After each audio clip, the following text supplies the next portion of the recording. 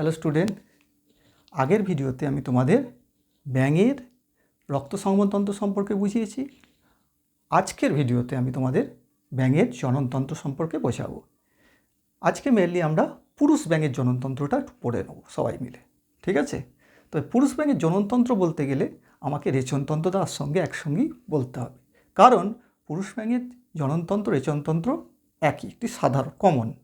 তাই এদের আমরা যখন রেচনতন্ত্র পড়াবো, এই জননতন্ত্র পড়াবো পুরুষ ব্যাঙের, রেচনতন্ত্রটাও তার সঙ্গে আমাদের পড়িয়ে যেতে হবে, কারণ এই তন্ত্রটাকে আমরা রেচন জননতন্ত্র বলি। স্ত্রী ব্যাঙের ক্ষেত্রে এই রেচনতন্ত্র আর জননতন্ত্র কিন্তু আলাদা। ওকে, তো শুরু করা যাক আজকে পুরুষ ব্যাঙের রেচন জননতন্ত্র আর পুরুষ ব্যাঙের জননতন্ত্র। তাহলে রিপ্রোডাক্টিভ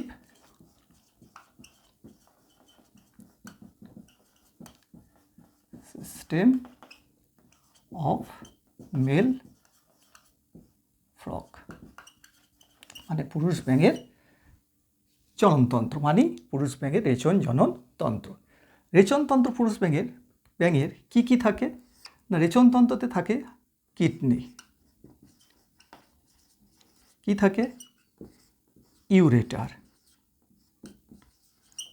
আর কি থাকে ইউরিনারি ব্লাডার আর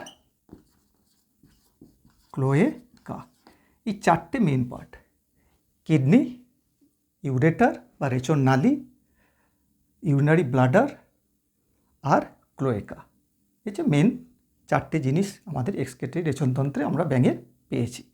এর সঙ্গে আমরা যখন রিপ্রোডাক্টিভ জননতন্ত্র বলবো, তার সঙ্গে আমরা টেস্টিসের সঙ্গে যুক্ত করে দেবো, কারণ দুটো একই কমন, এটা সাধারণ।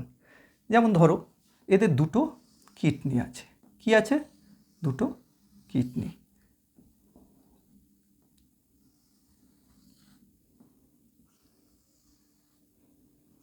কিডনিগুলো কীরকম দেখতে,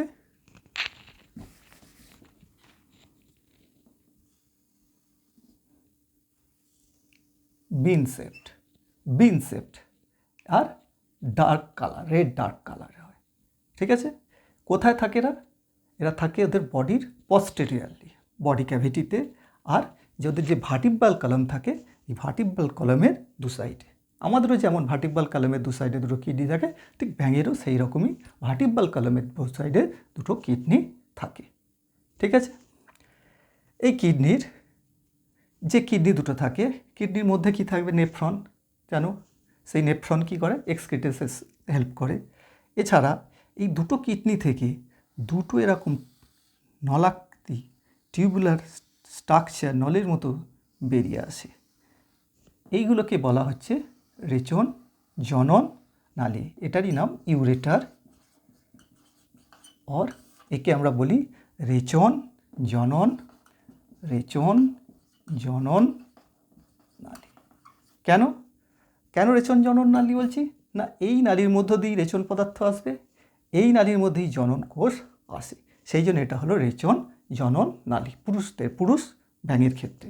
স্ত্রী ব্যাঙের ক্ষেত্রে কিন্তু এটা এই রেচন নালীটা আলাদা, জনন নালীটাও আলাদা, ঠিক আছে? এই রেচন জনন নালীটা কোথায় এসে মুক্ত হয় এটা ডাইজেস্টিভ সিস্টেমেরই একটা পার্ট, রেকটাম, আর এটাকে বলা হয় ক্লোয়েকা। এই ক্লোয়েকাতে এসে এই রেচন জনন নালী দুটি মুক্ত হয়, ঠিক আছে? এছাড়া এই ক্লোয়েকায় কী থাকে না, ক্লোয়েকাতে একটা পাতলা পর্দা স্থলির একটা অংশ থাকে, যাকে বলা হয় ইউরিনারি ব্লাডার। ইউরিনারি ব্লাডারটিও এই ক্লোয়েকাতেই মুক্ত হয়, ইউরিনারি ব্লাডার, ঠিক আছে? তাহলে ক্লোয়েকা হচ্ছে এমন একটা ওপেনিং, দেখো, যেখানে রেচন নালী আসছে, জনন নালীও আসছে, আবার ডাইজেস্টিভ সিস্টেমে মানে যে তোমাদের পৌষ্টিকতন্ত্র, সেই পৌষ্টিক নালীও এসছে, তিনটে এসে উন্মুক্ত হয়েছে ক্লোয়েকা। তার মানে এর মধ্যে দিয়ে জনন কোষও যায়, রেচন পদার্থও যায়, এবং খাদ্যের যেটা ডাইজেস্টিভ সিস্টেমের যে পদার্থ, মানে যে ইয়েগুলো সেগুলোও মানে আনডাইজেস্টেড সাবস্টেন্সও এর মধ্যে দিয়ে বেরিয়ে যেতে পারে।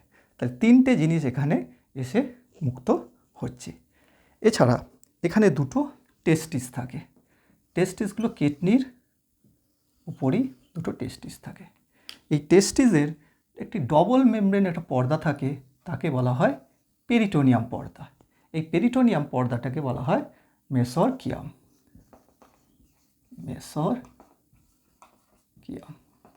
পেরিটোনিয়াম পর্দা। ঠিক আছে, তাহলে দুটো কিডনির উপরে থাকছে টেস্টিসের উপর ডবল মেমব্রেন, এই ডবল মেমব্রেনটাকে বলা হচ্ছে মেসোরকিয়াম। এছাড়া এই কিডনি সঙ্গে এই টেস্টিসগুলো 10 থেকে 12টা নালী যুক্ত থাকে, প্রত্যেকটাতে 10 থেকে এরকম 12টা নালী যুক্ত থাকে। এই নালীগুলিকে বলা হয় ভাষা এফারেন্সিয়া। এই ভাষা এফারেন্সিয়া কিডনির মধ্যে একটা নালেতে গিয়ে উন্মুক্ত হয়, তাকে বলা হয় বিডার্স ক্যানেল। তাকে কি বলা হয়? বিডার্স ক্যানেলে গিয়ে উন্মুক্ত হয়। এবং অপোজিট সাইডে এখানে একটি এক্সক্রিটরি নালী থাকে। এই বিডার্স ক্যানেল আর এক্সক্রিটরি নালী পরস্পর ভার্টিক্যালি এরা যুক্ত থাকে, এরকমভাবে দুটো যুক্ত থাকে। আর বোথ ওপেন ইনটু ইউরেটার। দুটোই ওপেন হচ্ছে কোথায়? ইউরেটার, রেচন জনন নালীতে।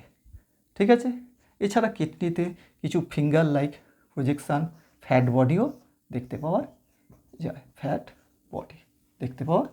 যায়। তার মানে এখান থেকে টেস্টিস থেকে যে জননকোষ উৎপন্ন হচ্ছে সেটা বিডার্স ক্যানেল দিয়ে কোথায় আসছে? ইউরেটারে। আর কিডনিতেও যে এক্সক্রিটরি প্রোডাক্টটা কোথায় আসছে? ইউরেটারে। ইউরেটার দিয়ে বোধ মানে রেচন পদার্থ জননকোষ দুটোই যাচ্ছে, সেই জন্য এটি রেচন জনন নালী। এই জন্যে পুরুষ ব্যাঙের জননতন্ত্রকে আমরা একসঙ্গে রেচন জননতন্ত্র বলতে পারি। এইভাবে এটাই হলো পুরুষ ব্যাঙের রেচন জনন তন্ত্র। আর ব্যাঙ সাধারণত হচ্ছে ইউরিওটেলিক অর্গানিজম। কেন না, তারা যা এক্সক্রিট করে, তারা যে রেচন পদার্থটা বার করে নাইট্রোজেনাস সাবস্টেন্সটা, সেটা হচ্ছে ইউরিয়া। যেহেতু ইউরিয়া বার করে সে ইউরিওটেলিক। কিন্তু ভ্যাঙাচি অবস্থায় তারা অ্যামোনিয়া বার করে, তখন তাদের বলা হয় অ্যামনিওটেলিক। মানে কোন জায়গায় অবস্থান করছে, জলে না স্থলে, তার উপর ডিপেন্ড করে এদের রেচন পদার্থ হয়। জলে অবস্থান করলে অ্যামোনিয়া রেচন পদার্থ, স্থলে অবস্থান করলে ইউরিয়া। ওকে, তাহলে এই হলো আমাদের পুরুষ ব্যাঙের জননতন্ত্র। নেক্সট ভিডিওতে আমি স্ত্রী ব্যাঙের জননতন্ত্র সম্পর্কে আলোচনা করব। ঠিক আছে, ওকে।